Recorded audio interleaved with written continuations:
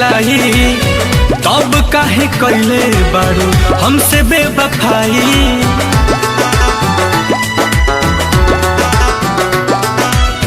नाम तोहर लिखले रही काट के कलाई, तब काहे कैले बारू हमसे बेवफाई। तड़पता दिलवा बेचारा हो, याद संगे नमो मिटावे जात बहानी, काट के ब्लेड से दोबारा हो। याद संगे नमो मिटावे जात बहानी, काट के ब्लेड से दोबारा हो।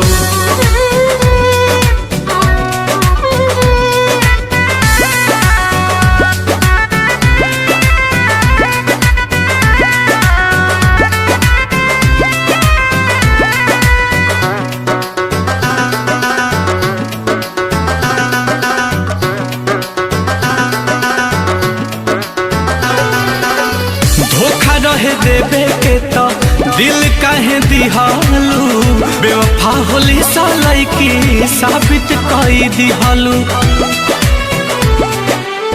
धोखा रहे देवे के तो दिल काहे दिहालू, बेवफा होली सालाई की साबित कई दिहालू।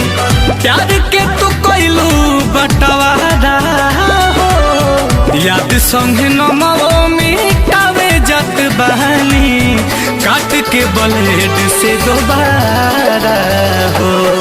याद संगे नमो मिटावे जात बहानी, काट के ब्लेड से दोबारा हो।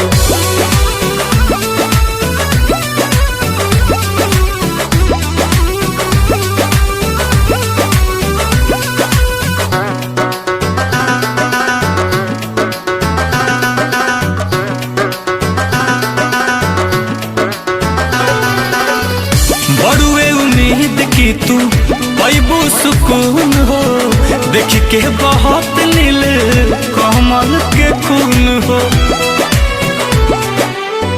बड़ुए उम्मीद तहरा मिली सुकून हो, देख के बहुत नील कमल के खून हो। आंसू भी बना कौनो चारा हो, याद संगे नमो मिटावे जात बहानी, काट के ब्लेड से दोबारा हो। याद संगे नमो मिटावे जात बहानी, काट के ब्लेड से दोबारा हो।